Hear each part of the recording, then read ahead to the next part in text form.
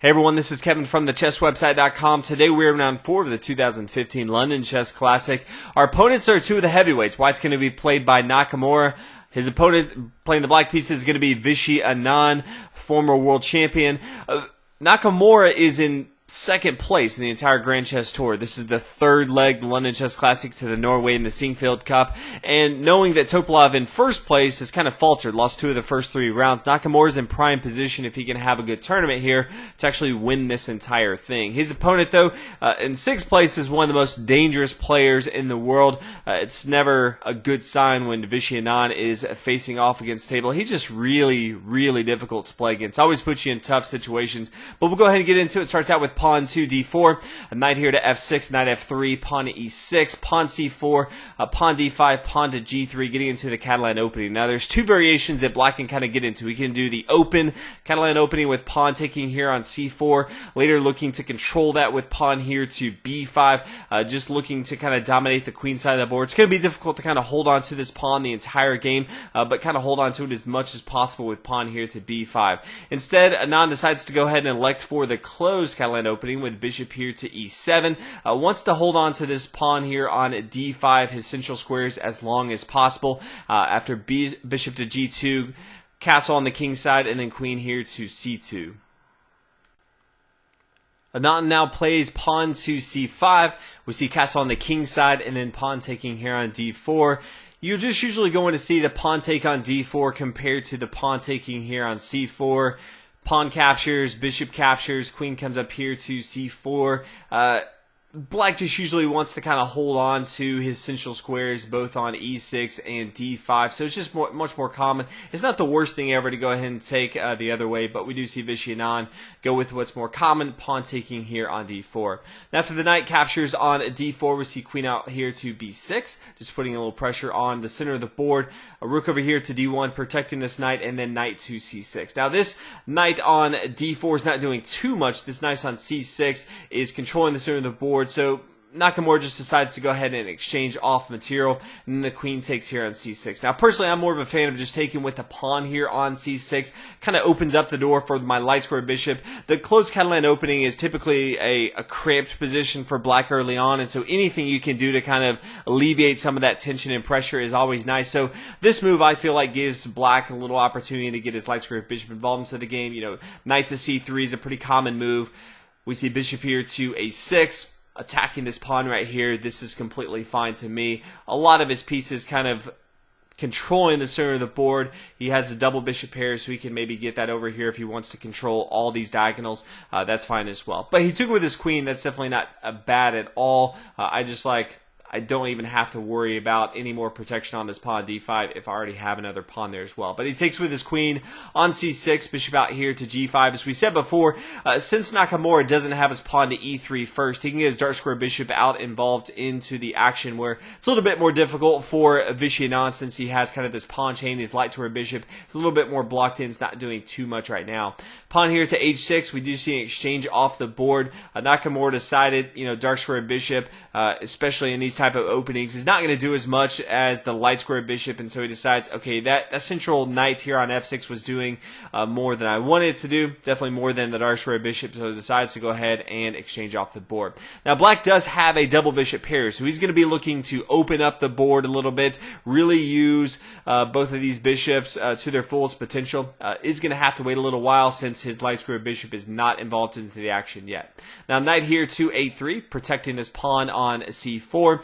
Bishop here to d7, rook over here to b1, protecting the pawn here on b2, and then rook over here to c8. So Vishy Anand and Nakamura have both completed development, but really wanted to get this bishop here to d7 to swing over the rook to c8. Really controlling this semi-open file is always nice for black, and white's kind of in a tough spot. He actually needs to move his queen, and the reason for that is the knight it can't really move. It can't come to b1 or c2 for obvious reasons. Can't come to c4 because there's a piece there.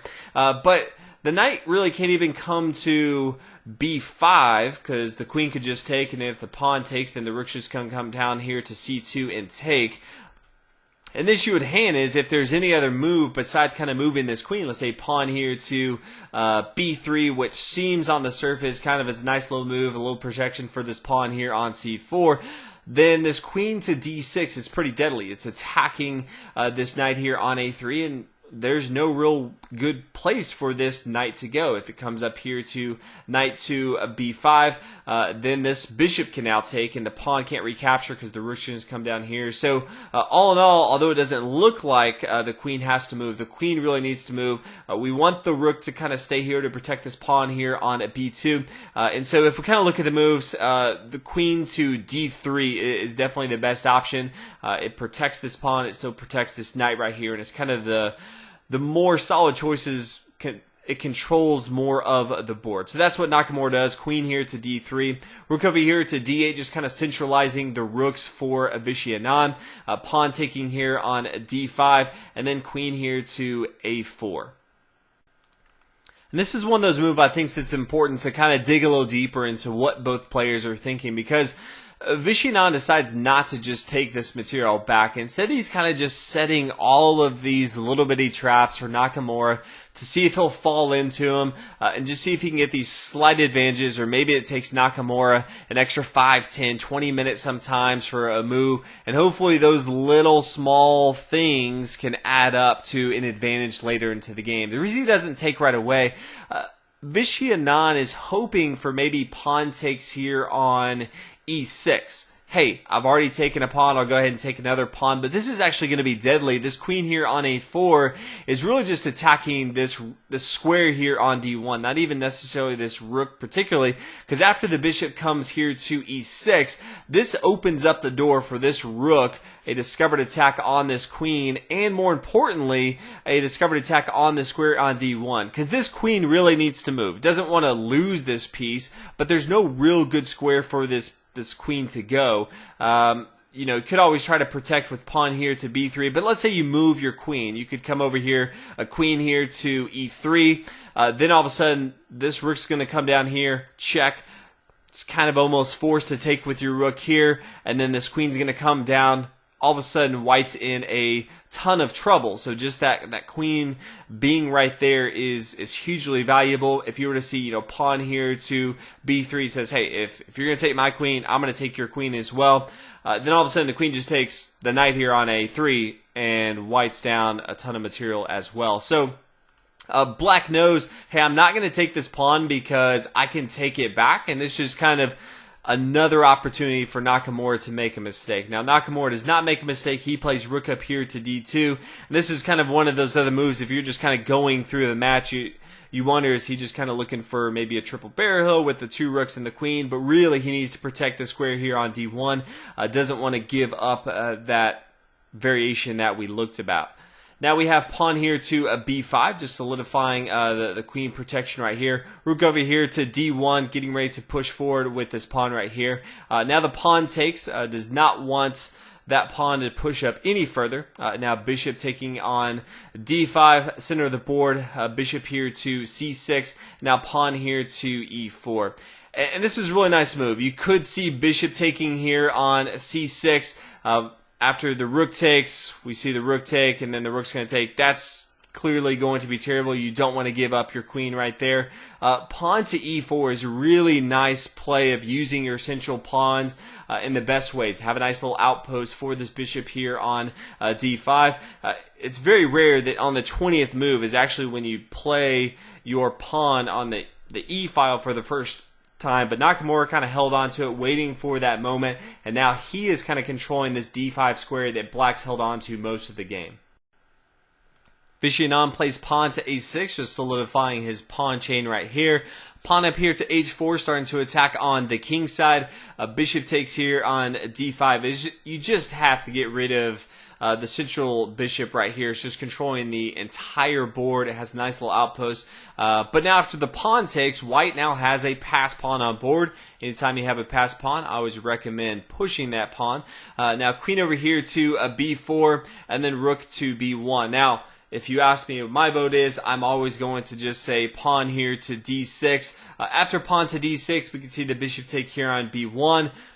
Hey, why as well just push forward. Pawn here to d7, rook here to c7, kind of a forced move. Knight over here to c2, attacking the queen. The queen can just come back here. A queen here to f5. I think Nakamura definitely looked at this. If you kind of saw him studying this position, trying to see if this was going to be how he wanted to. There's just no real way for white to do much with this pass pawn right here. Just so much material just kind of blocking this. And it's very difficult for white to really kind of undo this. He just has to worry about this annoying bishop over here. So decides in this position, although I usually like to see a pass pawn, decides to play a rook over here to b1. Does not want to give up any extra material, so Kant wants to hold on to this pawn here on b2. Queen here to a5, and then pawn up here to b4. Queen to a4 is definitely interesting. This is going to be pretty tough in my opinion. If you kind of look what Anand's doing, he could kind of get his queen outside, decides to go ahead and keep it in, and it's going to be difficult for him to get it out. It can no longer come to a5, and so Nakamura's plan, he has a couple of them. One is to kind of push this pawn, but his secondary plan is to somehow trap this queen here and then eventually capture it.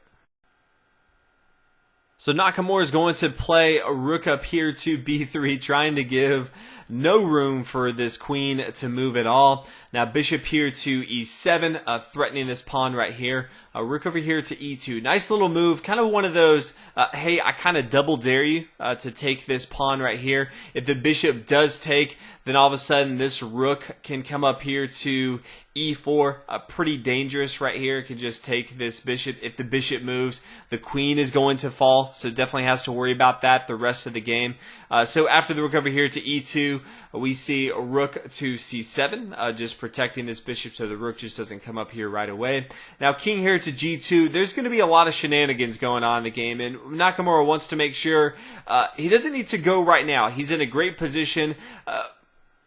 Anand's kind of in this place where there's no great square for him to go to, so you know, Nakamura can kind of look at this and say, I'm going to go and protect my king a little bit. I don't want you bringing your rook down here to c1 at any time, have anything crazy happen. So I'm going to play king to g2 and kind of just see what you do. Now we see Anand play a bishop here to f6, kind of just dancing around, trying to kind of see what he can maneuver. But his queen's just on the other side of the board. It's not really involved in the action at all.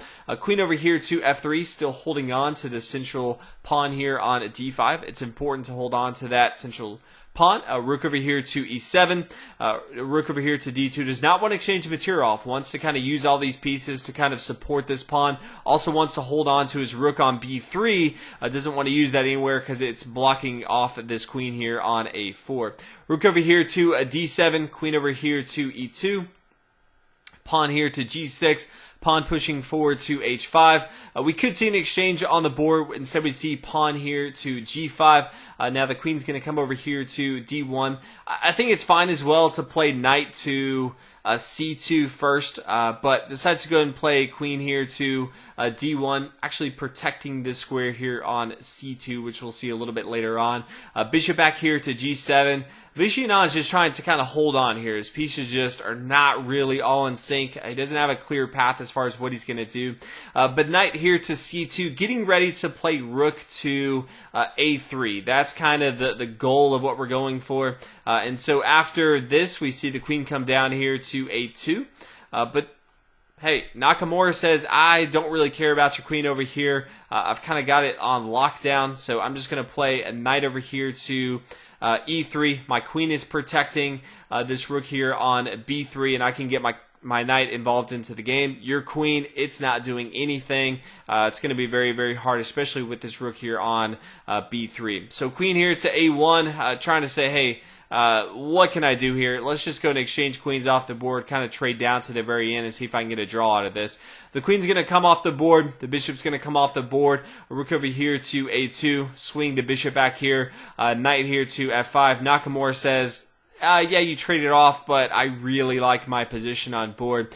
Now bishop over here to g7. Rook up here taking on a6, kind of getting that pawn back that was taken off the board here on a2. Bishop back here to f8. And this is actually a pretty nice place, if you haven't gone through this game already, is kind of stop and see how you would proceed with Nakamura. This is something I may add to my site later as far as a practice. I think it's a really good position to kind of look at, to evaluate how you should proceed. I think there's one clearly a best move here, and that's what Nakamura plays, because he's really good at chess. But he plays pawn here to d6, and really just putting a lot of pressure. The rook right here plays a big role into it. But if you kind of look at it and say, well, okay, the bishop could just take, but after the bishop takes, then all of a sudden the knight comes here to h6 check. The king is kind of forced to move. Now the knight down here to a g4, and this is threatening knight here to f6, and that's just kind of too deadly for Vishy Anand to deal with. He knows he's going to end up losing massive material here, and the end game is just going to be too easy for Nakamura. So in this position, Vishy Anand decides to go ahead and resign. So really good game by Nakamura. I thought Vishy Anand threw a lot of crazy things at Nakamura. Nakamura responded beautifully. He found all the correct permutations and some of the traps that were set by Vishy Anand.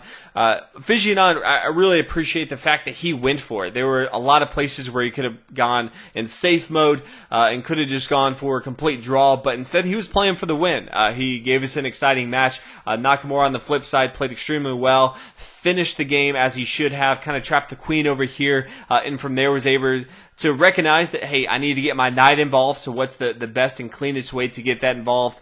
And that's exactly what he did, and at the end of the day, he gets a victory. So he's kind of in commanding lead to go ahead and take this entire Grand Chess Tour. Excited to see over the next week or so if he can kind of close that out. But hopefully you guys enjoyed this video, and I'll see you guys in round 5. Thanks for watching.